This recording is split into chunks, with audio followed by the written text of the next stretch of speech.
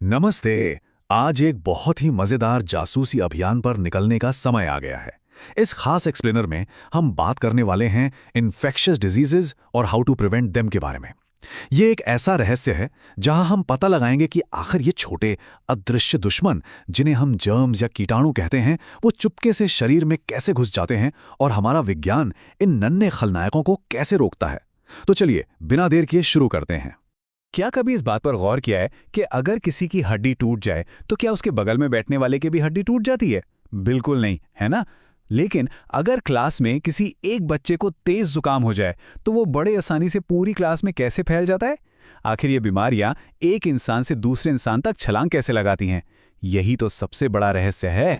विज्ञान की दुनिया में इन छलांग लगाने वाली बीमारियों का एक खास नाम है।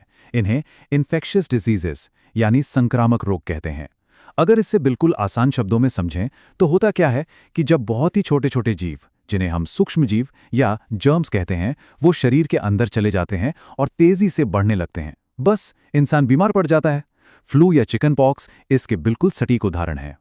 यही जर्म्स एक इंसान से दूसरे इंसान तक सफर करते हैं और बीमारी फैलाते हैं।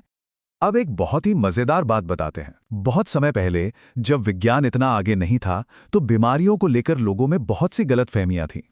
लोग सोचते थे कि बीमारियां शायद किसी जादू टोने, बुरी आत्माओं या फिर देवताओं के नाराज होने की वजह से होती हैं। पर असली विज्ञान ने साबित कर दिया है कि ये सारी बातें एकदम गलत हैं। असलियत तो ये है कि बीमारियां उन छोटे छोटे जीवित सूक्ष्मजीवों या जर्म्स के कारण होती हैं जो इतने छोटे होते हैं कि बिना किसी खास मशीन के इन्हें आंखों से देखना नामुमकिन है। तो अब सवाल ये है कि ये छोटे खलनायक, मेरा मतलब है जर्म्स, ये आखिर यात्रा कैसे करते हैं? सबसे पहला रास्ता है हवा। जब किसी बीमार इंसान को खांसी या छींक आती है तो क्या होता है?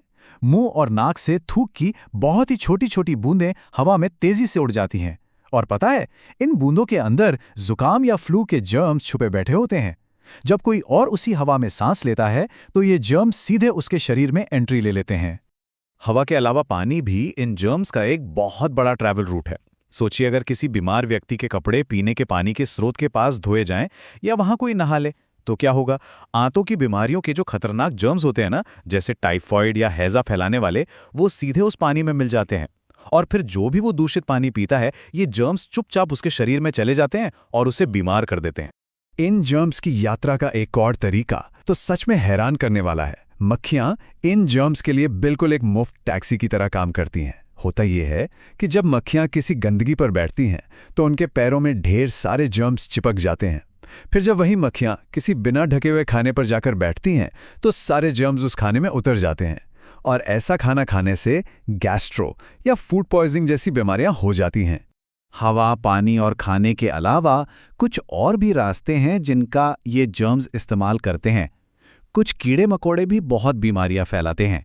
जैसे एक खास तरह का मच्छर जब किसी मलेरिया के मरीज को काटता है और फिर जाकर किसी स्वस्थ इंसान को काट लेता है तो वो मलेरिया के जर्म्स उसके खून में छोड़ देता है।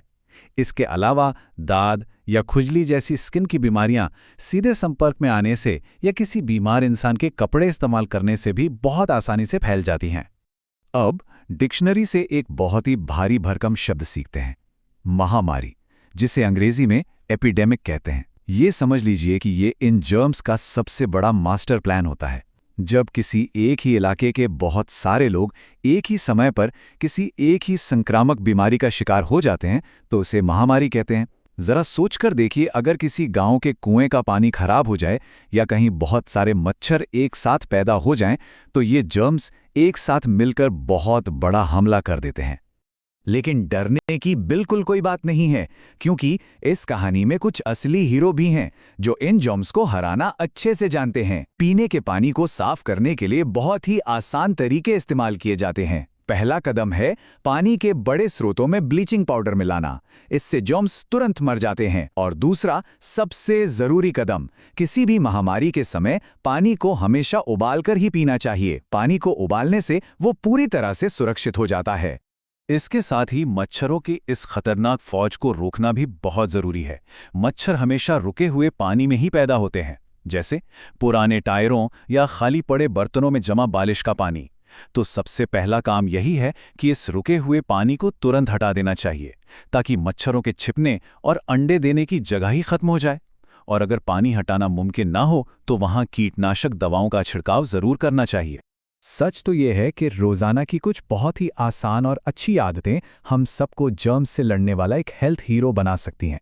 जैसे खांसते या छींकते समय हमेशा अपना मुंह ढकना, हाथों को साबुन से अच्छी तरह धोना, खाने को हमेशा ढककर रखना और सबसे ज़रूरी, बीमार लोगों को आराम करने के लिए दूसरों से थोड़ा अलग रखना। उनके इस्तेमाल किए गए कपड़े भी कीटाणुनाशक से धोने चाहिए। आखिरकार अच्छी सफाई ही जर्म्स के खिलाफ सबसे बड़ा हथियार है। और हाँ, शरीर के अंदर एक बहुत ही जादुई ढाल भी होती है जिसे वैक्सीन या टीका कहते हैं। ये सुरक्षा बच्चे के जन्म के समय से ही शुरू हो जाती है। जन्म लेते ही बच्चे को टीबी यानी ट्यूबरक्लोसिस की वैक्सीन दी जाती है, जो उसके नन्हे फेफड़ों को सुरक्षित रखती है। फिर जब बच्चा 1.5 महीने का होता है तब उसे डिप्थीरिया, काली खांसी, टिटनेस और पोलियो जैसी बीमारियों से बचाने वाली वैक्सीन भी दी जाती है। ये पूरा शेड्यूल बच्चों को एकदम मजबूत सुरक्षा देता है। ये वैक्सीन देने के तरीके भी बड़े दिलचस्प होते हैं। कुछ वैक्सीन्स तो सुई यानी इंजेक्शन के जरिए दी जाती हैं, लेकिन पोलियो की वैक्सीन देने का तरीका बहुत ही आसान और दर्द रहित है। इसे बच्चे के मुंह में बस 2 बूंदों के रूप में पिलाया जाता है। सुनने में भले ही ये सिर्फ 2 छोटी-छोटी बूंदें लगें, लेकिन ये बच्चे को जिंदगी भर की मजबूत सुरक्षा देती हैं। और सबसे अच्छी बात यह है कि इन जर्म्स से लड़ने का काम कोई अकेला नहीं करता। पूरे देश में स्वास्थ्य सुविधाओं की एक बहुत ही शानदार टीम है जो दिन रात काम करती है। गांव में प्राथमिक स्वास्थ्य केंद्र बनाए गए हैं। इसके अलावा मोबाइल डिस्पेंसरीज, एम्बुलेंस और खून या एक्सरे चेक करने जैसी बहुत सी सुविधाएं मौजूद हैं। साथ ही टीवी और रेडियो के जरिए भी लगातार लोगों को बीमारियों से बचने के बारे में जागरूक किया जाता है, ताकि कोई भी महामारी फैलने ही ना पाए। तो अब जब ये जासूसी अभियान पूरा हो गया है और जर्म्स के सारे राज हमारे सामने खुल चुके हैं, तो सोचने वाली बात यह है कि हम सब मिलकर अपनी रोजमर्रा की किन आदतों को बदल सकते हैं। सही मायनों में देखा जाए तो साफ सफाई रखना और सही जानकारी होना ही पूरे समाज की सबसे बड़ी ढाल है। हमेशा कुछ नया सीखते रहना और खुद को सुरक्षित रखना ही एक सच्चे हेल्थ हीरो की असली पहचान है।